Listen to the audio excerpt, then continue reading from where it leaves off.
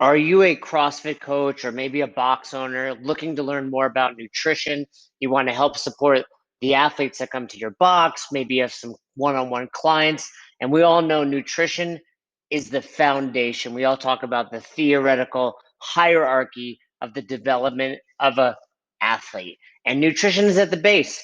It's like building a house. You can't build the attic first. You can't worry about performance in sport without working on the foundation. And that's what nutrition is. So maybe you're a coach, maybe you're a box owner, maybe you're just an athlete looking to potentially earn a little more income, develop a new income stream as a nutrition coach. Well, you could check out the Own Your Eating certificate course.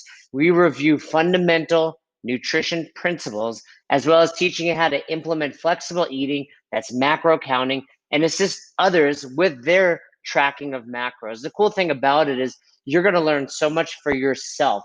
Even if you didn't want to coach anyone else, but you simply wanted to learn more about tracking macros, you will get so much out of this course. It'll be the last thing you ever have to read, study, purchase because you're going to get so much information, as well as sharing nutrition experience with you.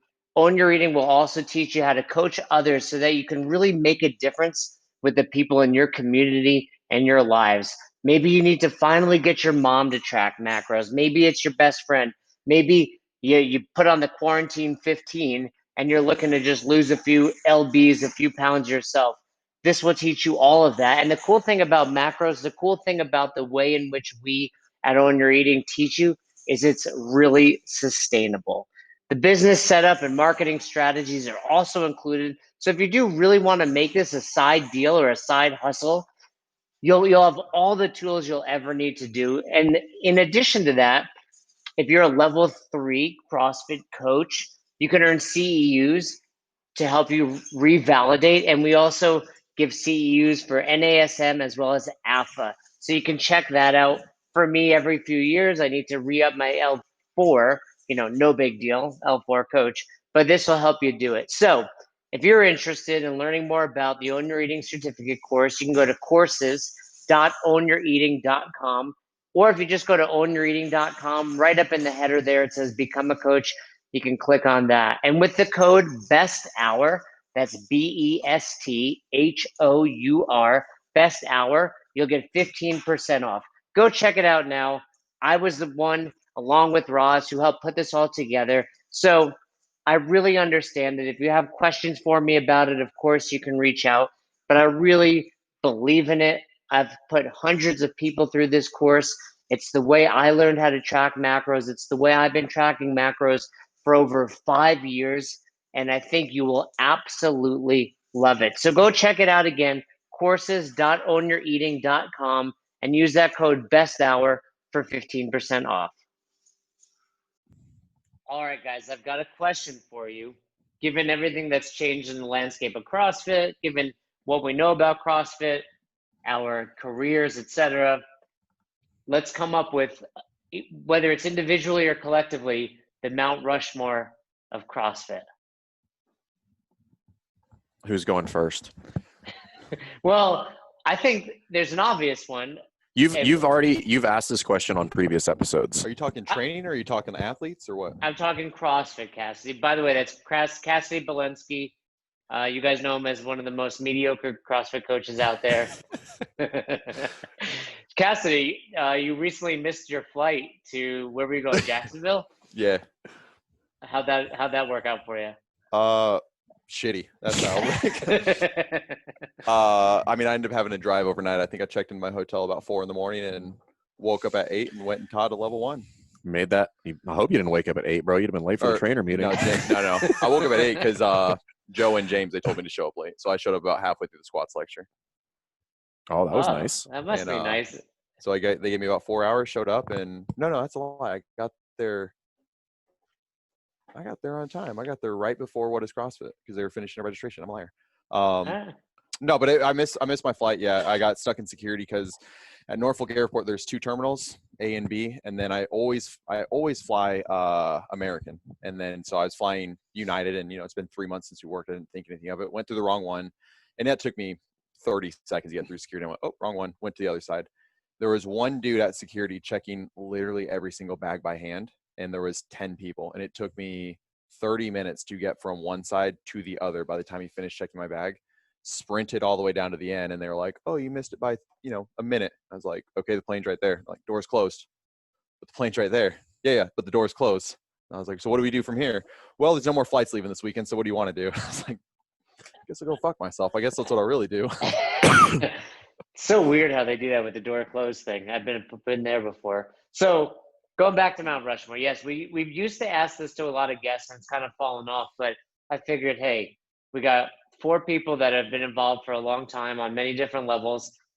I think you have to have Coach Glassman on there to this day. What do you guys think, Todd? Yeah, I agree with that. I mean, he created the whole entire thing. He's given us CrossFit, so I don't know how you could have a Mount Rushmore without him on it. So I agree with you there. He's got to be on there. Yeah, I mean, looking at the Mount Rushmore now, we realize, who actually, Fern and Cassidy, you probably know better than I do. Who's on Mount Rushmore? Washington. You're making this up. I can tell by the way you answered. Washington, Jefferson, Lincoln, Roosevelt. Yeah, I knew Washington, Lincoln. I didn't know the other 2. Is that true? You could say anybody, and I would believe you because I'm very bad at history. I'm looking it up. I've never been. Have any of you guys been to Mount Rushmore? Michael, I have been to Mount Rushmore actually. I have not, but it's on my list. I've been there too. Yeah, it's pretty badass, man. Washington, Jefferson, Roosevelt, and Abraham Lincoln. Is that who you said, Cassidy? Yes, it is. Well done. Todd, you liked it there when you went? Yeah, I went when I was young. I can't remember if I was in middle school or high school, but it was impressive, man. I went there It was pretty cool. I think I went there in like 2016, I think. Oh, so recently you took Logan with you. No, I was there by myself. Long story short, I was there for Sturgis Bike Rally. You went to Sturgis by yourself, like on a motorcycle? Long story. Let's just say I wasn't on a motorcycle, but I was at Sturgis. How did you wait? Were you working a seminar or something in South Dakota? No, I was there we were trying to raffle off a custom built motorcycle. How'd you get involved in that? I was at that time. I was the executive director for 31 Heroes Project. Oh, it was when you were doing the 31 Heroes. Gotcha. So you saw Mount. Okay, but the point I was going to say was hey, you look at those 4, leaders of the United States, and they have some bad history as well. So, Coach Glassman going on there isn't. Jefferson's up there, who was a slave owner, right? So, we're not saying, hey, you can't have had some indiscretions, made some very bad decisions in your life, and Coach Glassman might be one of those people up there. Yeah, I mean, for the record, I am pretty sure most of them owned slaves at that point. So Washington and Jefferson did, and then didn't FDR do the internment camps? Yeah, so they're all flawed. They're all flawed men. I get all of my history from Hamilton and musical, so unless it was in Hamilton, I don't know. Yeah, so that's not shocking. I know Lincoln abolished slavery, though. We clear on that? Is that true? Yes. So yes. So let's go this way then. Let me ask a follow-up question. Does the new CEO go on Mount Rushmore? No, that'd be like putting Obama or Trump on there. It's too recent in history to determine what they did was effective or good at this point. All right, or bad for that matter. So who do let's create a unanimous, and maybe it's not unanimous, but there may be some voting towards the end. But we all are in agreement that Glassman goes up there. I think Glassman goes on there. I think Rich has to go on there. Rich. So the next one that we're throwing out there is Rich Froning Jr. Todd? Yeah, I would put a vote there. I mean, look at what he's done to help build the community piece of it, given it exposure and all of that kind of stuff. So I think he's up there for sure. So we're saying Rich over someone like, let me throw some names out there: Frazier, OPT. I can't think of any other male athletes that I would put up there. Yeah, because it's not so much that like Rich is better per se. It's not about being better. Some of this just has to do with like timing and history. And Rich was a very large part of the catalyst that made CrossFit I don't say mainstream, but made it as well known as it is. And then Matt has come along and doubled down on that. But, that's on the back of what Rich built as an individual competitor. You could almost throw Graham Holmberg in the same conversation as Rich, because at the time they were the two faces of athletes. Obviously, he doesn't have the resume that Rich does, but at the time, I think everybody started watching those two.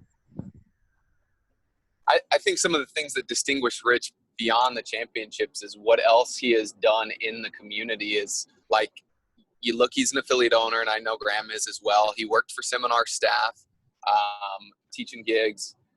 He's continued to do things to grow the community throughout this. He's an affiliate champion Thing. Yeah, multiple times. all of that kind of stuff, and went to all the different events.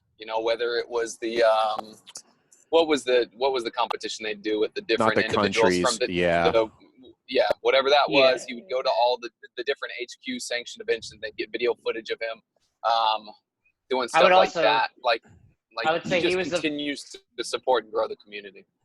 Yeah, and he was the first athlete that showed this is a job. Like, you could make a living doing this, and a really lucrative one.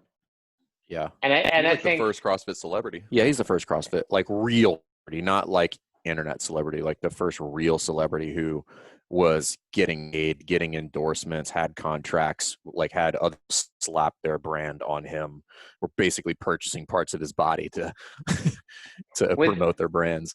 With the analogy for the Rich and Mappy, like if we were doing a basketball one, saying like Jordan over LeBron, like we're not debating who's better. We're saying who came first and allowed this. Okay, so this is going better than expected. We got two for two. I'm going to throw it out there. You guys tell me your thoughts. I'm going to disagree. Dave Castro. He was one of my three I had for the remaining two spots. If you want to disagree, Fern, that's fine. you want me to call Castro on the phone right now? We'll let him know why you disagree. He's not going to know who's calling him when he picks up and it's you. He's like, who? He's like, Dad, I thought we fired you years ago. He doesn't have his number. We're all right. I think so. So my thought process, and I guess one thing that you could have done, Ackerman, is give us the terms. Like, why are people going up on the Mount Rushmore? Is it just because of like they're part of CrossFit, or what they've done to grow the community? So where my mind's at is, who are the people that have done the most to grow the community, or to support the community? So I think Dave's up there on the list as well, just because of what he's done, how he's kind of been the face of things from the HQ side for quite a while, and been part of the team that introduced the Open, which cultivated and grew the community. Obviously was the face of the games for a handful of years. So I think that puts him up there as well. Yeah, I actually don't disagree with that at all. And to be clear, I'm not saying – I think if you say this is the Mount Rushmore of X or Y or Z, it changes it, right? No different than the United States. It's like, this is not the Mount Rushmore is for leaders of the country. It wasn't like Ben Franklin, and we wouldn't be sitting here on this call without electricity, right? But he's not on there.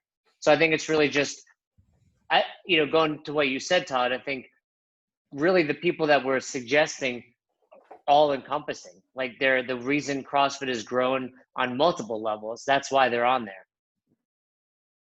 Like Dave, the games wouldn't be what the games are without Dave. Correct. And that's what also grew affiliates. That's what also changed the landscape of people training. And like you said, also created a community with the Open. So I think the goal is, hey, if we're putting you on here, it's because it's multifaceted. So that's three. So now now it becomes a little bit. I think there's a little more. Yeah, and it's kind of a sleeper pick. I know. I know who you're gonna say. I've got three options, but go ahead, Todd. You want me to put this one out there first? Yeah, go ahead. And it goes based on the same parameters, and I'm gonna go with Chuck Carr as well. Oh, one of mine. That was one of mine. See, I had Chuck, or you go Nicole Carroll. I was my other one. No, I had Nicole, and then I had Nicole, and then I had two other ones actually. Because I think you do have to have a female representative. Well, you don't have to have anything. You have to, but you're right. You're right. Number two, you guys don't like women. You guys are anti-women. That's fine. No, I think Nicole's the obvious choice, but if I go back, and that's kind of why I made the point of like, what's the parameters, and if my parameters are to grow the community, and obviously as the head of the training department, she's done a huge job of that. But I look at Chuck, and he's, you know, north of 500 seminars, and you talk to nearly anyone in the community that's done a level 1, somehow Chuck was there for that, and he changed their life. Like, well, I breaking news, which we all know is impossible, but somehow he's been at all right, of them. that's what I'm saying. I used to make jokes as like, if you did a seminar, a level 1 on the East Coast, I don't care what weekend it was, he was there. Whether there was one in Miami and Virginia Beach and Boston, he was there, and you knew him, and he made that experience for you. So I think the impact that he has when you meet him in person, the impact that he has, you know, at those seminars, and obviously through all of us that have worked with him, and all the different people that have been touched by the trainers that have taken courses from him. I think what he's done for the community is obvious. Well, I hate leaving Nicole off, and I think she you know, fits up there rightfully so as well. So we got Nicole on the line. Hold on, Todd. You're gonna tell her why you don't think. So I actually think so. I agree with everything Todd said about Chuck. However, I think there's a little twist with Nicole. So I had three other names, right? So I didn't have Chuck on there. I think Chuck is worthy of a whole separate kind of award, if you will, or some Chuck sort might of get like the Chuck Monument in DC. Exactly, yeah. So then I had 3 females, and it was either Nicole Carroll, Annie Sakamoto, or Annie Thor's daughter. And I'm inclined to lean towards Nicole Carroll, A, because I'm biased, but B, because her influence is a little bit more broad than the other 2. So she's part of the training department. She was on seminar staff, has been an integral part of the games, but she and Annie Sakamoto, I mean, if you think about this topic that we bring up at seminars all the time, which is the old video Nasty Girls, like, I don't know if it's not a stretch to be like, that changed the perception of what females could do. Like that singular video, you know, and that's a big deal. Yeah, and I think especially early on, I think it's a little bit less now, but it's because of this. Early on, how many women or girls did you talk to at seminars, or did you know through the community their life started CrossFit because of that? All right, Todd's driving, so he's really choppy right now. Yeah, sorry about that, but I completely agree with you on that one, Fern. So, okay, but let's go with Cass. So let's get all the names out there. So we have Chuck, we have Annie, Thor's daughter, Annie Sakamoto, Nicole Carroll, and then Cassidy. Did you have someone that wasn't one of those 4? No, my 2 were Chuck and Nicole. So I think the easiest way to do this would be eliminating one at a time. So I think Chuck's got to stay for now. And now we have to figure out which of those women doesn't make the cut. I think if we're going to select a woman, it has to be like you said, because they motivated 50% of the world to do this. And certainly that Nasty Girls video did that. But do you think simply being in that video like Annie Sakamoto is deserving enough to be like 9 out of 10 CrossFitters don't know who she is?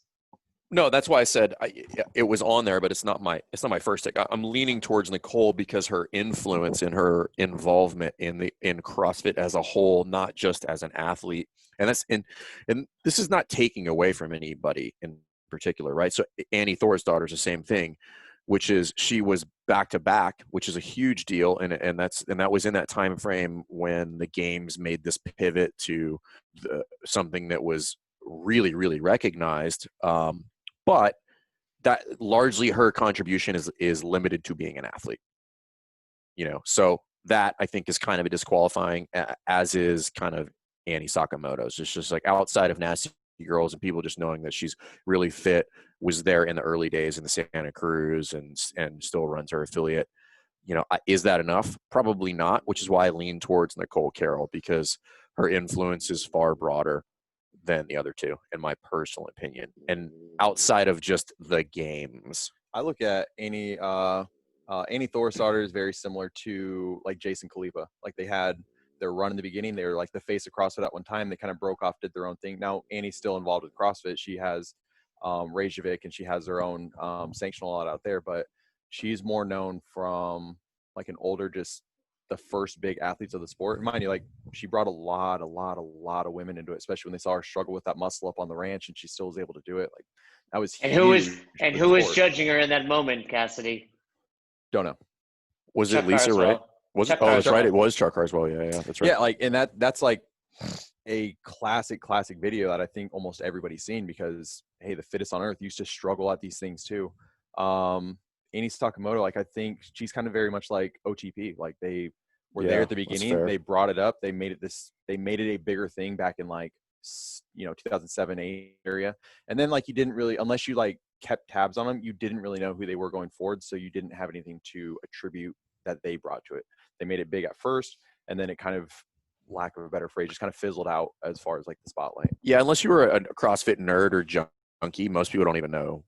They don't know that much about some of those people anymore. Obviously, people still know. Actually, people don't. I would be curious how many people actually know that OPEX and James Fitzgerald is OPT. Like, we'll be able to currently make that connection if you haven't been around a while. Yeah, I think OPT's, I mean, an old name. I don't think anybody new knows about him except for more so the coaching world that's just trying to improve and learn more about coaching. So that's what I'm saying. They recognize OPEX, but they might not realize that, who OPT was, or that even won the exactly. games. So what do we think? We're down to Nicole, Annie, and Chuck? I think it's Nicole and Chuck. Okay, I agree. I was letting us eliminate Annie, but I think she's motivating, but she's not Rushmore level. Now let's go to Nicole Carroll again. Do most people know who she is? Who would be more recognizable if the Mount Rushmore got open tomorrow and CrossFitters saw it on social media, went to visit? Who would be more recognizable as that's Chuck Carswell or that's Nicole Carroll? I think it'd be a split. I think everybody knows who both of them are. I think we're biased about Nicole. I think she does the open briefings for the past 5 years. Remember, she does the how to handle it, which I don't know that everybody watches. A lot of people see those videos, bro. Yeah, but I put it this way: like, if you saw two people judging, like let's say during the open, you have Chuck judging one athlete, you have Nicole judging the other athlete. I think more people would be like, "That's Chuck," than be able to instantly go, "That's Nicole." I agree. But I think that takes away more, like the recognition. I think that takes away more of what they've accomplished for the overall CrossFit, though. And that's Can we just do 5? That's where I was. That's why I had Castro, I had Nicole, and I had Dave as like my 3 that could kind of be interchangeable, because like Dave has his role, Chuck has his, and Nicole kind of does both. Like they all kind of are intermixed between each other to where you could plug and play any 3 of those, and you'd have a really hard time arguing one of them out. But that's the whole point. I wonder when they were building Rushmore, obviously they had 16 presidents at the time. I don't know what year it was built, but Lincoln's on there, so they must have had at least 16 presidents. So they clearly were like, well, John Adams, he wasn't that good. James Buchanan, no. Like, those are the only presidents I couldn't think of off the top of my head. So, but there obviously people didn't make the cut. Right. Should we quickly go like the top 3 Mount Rushmore of this podcast? Or that'd be too obvious. Ackerman would be out. Hey, dude, this is my 3rd episode. I'm already one up. That's what I'm saying. It's obvious already. Cassidy's on. This is what, number 1, number 3? Yep. Jay's out. Done. The Ackerman statue would be just me sitting there with my earbuds in. And just for the record, the statue would be a small piece of whittled wood. It wouldn't even be an actual statue. And don't worry, it'd get torn down, but there wouldn't be a big hubbub about it. There wouldn't be any riots. It would just get torn down. It'd be the one thing the whole world could agree on and be like, yeah, tear that shit down. Yeah, just pull that thing down. It's not very heavy. It's not very big. No big deal. You have your Washington monument, and then you have your Washington keychain monuments, and that's what you'd be, is the keychain you can buy in the gift shop. That's fine. On the way up to our Mount Rushmore. So wait, let's get to it. We got Nicole and Chuck. We have to eliminate one.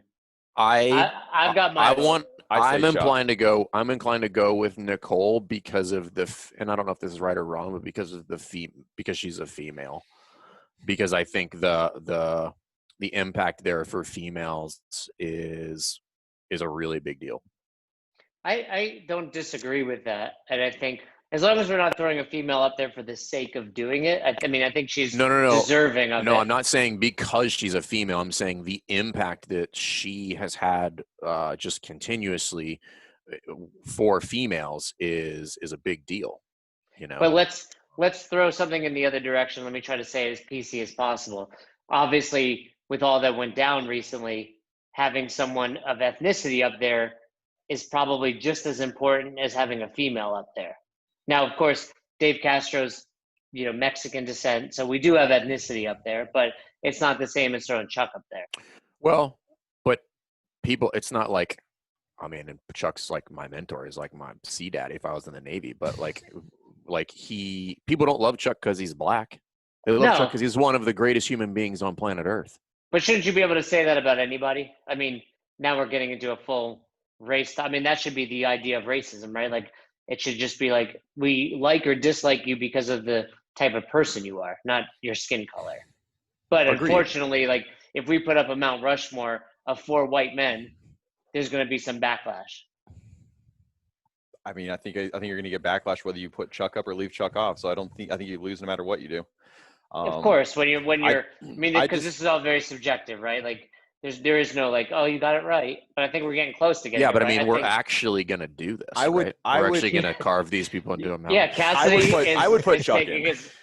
So I would put Chuck in, and here's why. And here's why. So, like, think about it. Like, think about all the trainers on staff, not on staff. Like, anybody who's gotten their level 1, they're like, I want to be a great coach. And then they look at, like, well, who's the greatest coach? Everybody just automatically goes Chuck. That's not to take away from any other coach like Nicole, but I think just the impact Chuck has had, specifically from a coaching standpoint in the community, like, can't even be matched by anybody. Like, the amount of hours he's put in, it was some 9.5 years straight seminars. 9.5 weekends. Yeah, it was something wild, like 9 straight weekends of seminars, something like that. And like, that just can't be matched. And so whenever you look at a coach, like, Chuck has become the standard for what a coach is. Whether like he was the first one to do it or not, he's just become that figure of what a great coach is, what a great person is, like what the community should be. And I think that just weighs in a little bit more. I don't disagree with that. I think you said it there with the community piece too. It's like, yes, he's the coach that we all want to be, but it's also like when you're opening a gym and you're like, all right, what kind of community do I want? What do you want it to feel like? You want it to feel like everybody in there's Chuck, right? Welcome every single person that comes through the door. You're going to say something to them. You're going to ask them no question. You're going to make them feel like you've known them forever. It's like those two pieces of it that he's given the community. He's a part of the reason the community feels. Well, based on the fact that we have enough votes, mine's really right now going to be the decision. It's either going to be a tie or it's going to be Chuck. I vote for Chuck. And I think there's no one on this planet that's given up more of their life to CrossFit. Now, Chuck would never, I don't think he believes that, thinks it, or feels that way. But I can tell you, having worked 200 plus seminars, as of you, Todd, and Fern, you're probably very close, and Cassidy, probably about 100 seminars. It's fucking tiring. It's exhausting. The fact that you had to rent a car and drive to Jacksonville is not that unusual in this seminar trainer world. Like, and Chuck has done it 500 times. Like, and everything Todd said about him too. It's like, what I literally in my life oftentimes think, what would Chuck do? Like, when someone texts or emails or DMs me that I don't know very well, I probably stress them out because I always ask one more question. Like, I just continue to ask questions. Mm-hmm. And that's a Chuck Carswell thing. And again, we're not taking away from Nicole. I mean, if Nicole is listening, let's set the record straight. Todd said no to her, way back in the beginning of this episode. Yeah, right. Before we even named the first person, he was like, definitely not Nicole. I screenshot the chat that we have where Todd, what'd you say? Let me go back. Fuck Nicole. Yeah. Sure. No, but I mean, you couldn't go wrong. If we had to do a fifth, I think we all agree it would quickly be Nicole. But Fern, what do you think? You're outvoted here, but I know you're not obviously upset it's Chuck. I mean, I don't think you could go wrong with either one. Like nobody's going to be like, oh, it's just like, it's a weird thing where like, I think unanimously, everybody would probably come to the conclusion to be like, let's just do 5. Like, let's just make it 5 and then everybody's happy. So no, I'm not upset about it. Like I told you, like Chuck's like a lot of us, like, I mean, you were in Florida, Todd, you've been in Florida forever. I mean, being very biased, like Chuck's been a big part of all 3 of our development to this point over the past like 7+ years. And lives. I mean, Chuck flew across the country to my wedding, like that's just who he is. Like you can't fake what Chuck does. So let's take it one step further. With Chuck on the wall, do we go Chuck from 2010 where he was a little younger looking, a little fitter looking, or do we go Chuck 2020, the gray beard and less hair? Where do we go with this? That beard is getting pretty gray. Dude, you guys need to go back. If you still have like the yearbook things we used to get at the trainer summits every year, I was looking at the 2013 and 2014 ones. Chuck looks super fit in those. Chuck looks like the man. That's NFL ready Chuck back in those days. Hey, and don't sleep on the fact that dude's 50. If he shaves that beard off right now, he looks 35. Yeah. Oh, of course. Yeah, I mean, I don't know if this is you're allowed to say it, but black don't crack. And Chuck only looks older because he's got a gray beard, but he's still got a pretty solid physique. And I mean, you have to question how much 500 seminars has taken a toll on his ability to stay fit. Not to mention what he's a grandfather now. He's been married for 30 years. Or has it kept him fit to continue to do that job? It's probably he probably wouldn't work out as much if he wasn't on the road. I can actually guarantee that would be the case. Yeah. There's been plenty of Saturdays and Sundays where I'm like, Chuck, you got to work out. Like, and if I didn't go get him, he wouldn't work out. Yeah, well, he would even say this is like on a lot of weekends, you'd be like, this is my workout for the week. Yeah. So we got, let's call it a 2013 Chuck. I think we take the best of Chuck. Castro looks the same, pretty much. I think he looks really fit right now. Put him with cornrows. Yep. Oh, we go cornrows, Cassidy? Bring the cornrows. Put those in. All right, we go cornrows on Castro. Young Chuck. Froning, maybe we put a little more hair up top. No, leave the bald spot. Leave the bald spot? Yeah. And then Coach Glassman, when he's like original, like crew cut, somewhat lean looking, or backwards 2020 hat, where he's got the backwards hat, long hair, and like a flannel. So you can see the flannel collar would be up there like too. Steven Tyler of Aerosmith. I heard him once say it's like it costs a lot of money to look like I don't care. That was always like Coach Glassman. Like, he's wearing jeans and a flannel, but that shit costs like $1,000. So we go the worst of everybody except for Chuck, which probably also backs our feeling on Chuck. And Castro, I gave him cornrows. That was a highlight. Oh, you think that was the best? That was one of his best looks. All right, we good with that? Do we just kind of clear up the question that no one asked us? Todd, what do you think? Todd's gone. Todd agrees. Todd agrees. He has to. Yeah. I mean, that was basically Todd's picks. Was it? Right? I mean, we all agreed on very quickly on Rich, Castro, and Greg, and it just became the fourth one. Yeah, I mean, so you could always, like, everybody, and obviously everybody has their picks based on what their bias and then when they came in to CrossFit. Like, if you have only started your journey into CrossFit from 2016 on, you probably have a real tough time thinking about like why Glassman would be on there or why Castro would be on there, because you're probably very athlete centric. Yeah, no different than if you were born when any of us were born. Our Mount Rushmore would be like, all right, do we put on Clinton, Reagan, Obama, Trump, like based on when you were born and who had the biggest impact? Oh man, I feel like since we were born, there's a lot that wouldn't go on there. That's just my probably most. Yeah, probably none of the people I just named would have gone on there. But point being, yeah, because when I've asked this question to guests in the past, I got some crazy answers, and it really, like you said, Fern, was a reflection on when they started and what they valued in CrossFit. More often than not, it was the competition. But I think it's important to say, hey, without these people, those people couldn't have existed. For sure. And like I said, some of that just has to do with, I don't know if you want to call it luck, but just timing. Just timing is a thing. Yeah. All right, there's our Mount Rushmore. Let's go through Greg Glassman, Dave Castro, Rich Froning, and Chuck Carswell. I think Chuck will be really proud to know that he'd be on there. I'll tell you what, we're going to get some hate for no females on there. Hey, if anyone's listening and they're really good at like Adobe Photoshop or something like that, shoot us. Yeah, make that for us. But make sure you do it the way that we laid it out. The cornrows is important for Cassidy. Make sure you also do the miniature sculpture of Ackerman as well. I think just in the shadows of the mountain. Hey, if we send that into like the morning chalk up, or even just pass it on to Dave or Chuck, they would love it. They'd probably put it. We'll make a life size one, or at least a 24 by 36 for those guys. Do you think if you sent that over, they'd invite you back on the seminar staff? I took myself off leave in the HRD. I might be working again soon.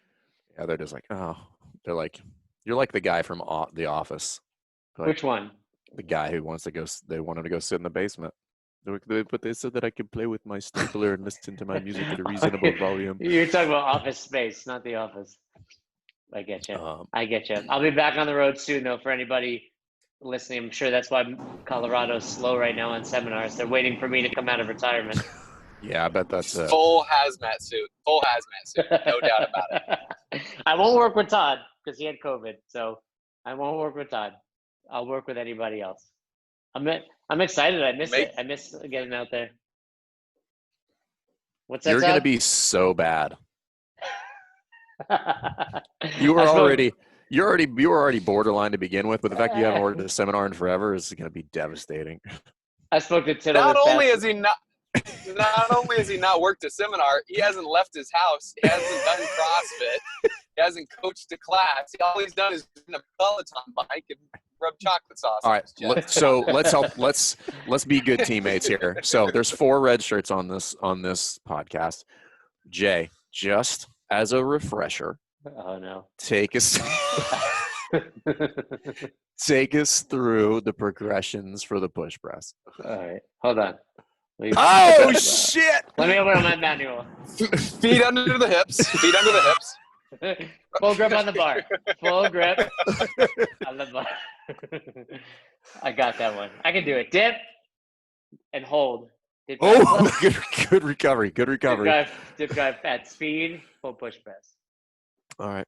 Do you know the points performance for the air squat? Heels, knees, depth arch. There we go. That's it. I still got it. I was talking to Tittle the other day. He had two new lectures. That's 4. Just for the record, that's 4. There are 5. Yeah. Oh, line of action. There you go. Yeah. A refresher is in order. Tittle had to learn 2 new seminars for this past weekend. He was like, that wasn't stressful. What? Which ones? He had to do a level 2, so he had to do foundations. He had to do, 2 new lectures, you mean? Yeah, he had to do foundations and then a lesson planning.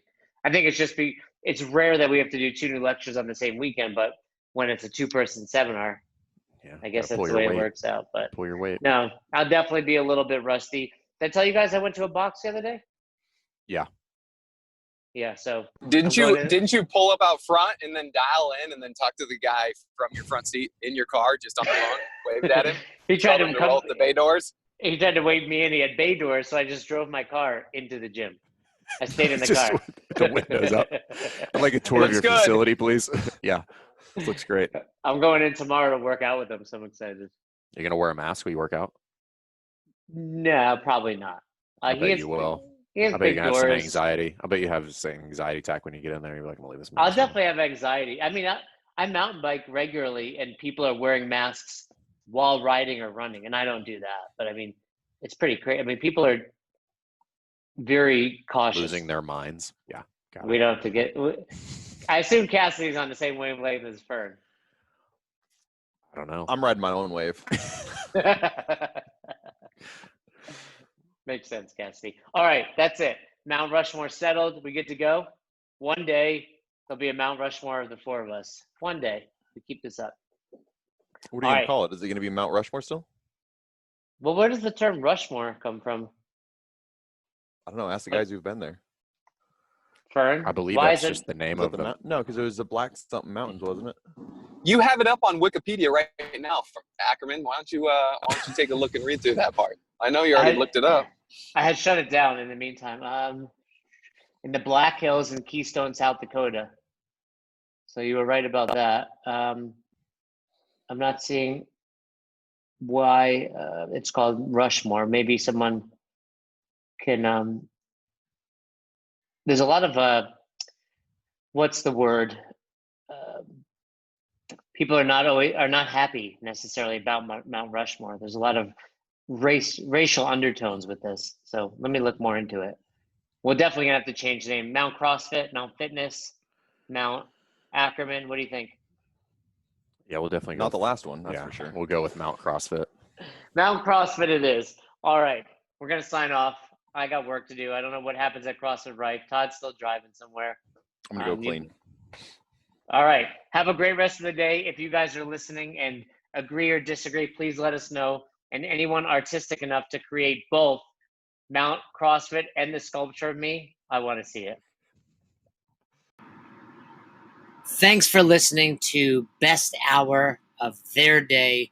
If you haven't heard about Anchor, it's the easiest way to make a podcast. Let me explain. First of all, it's free. How cool is that? There's a creation tool that allows you to record and edit your podcast right from your phone or computer, so it becomes super simple. Some of these episodes with Fern or Todd or myself chatting with one another, we've done right within the app itself.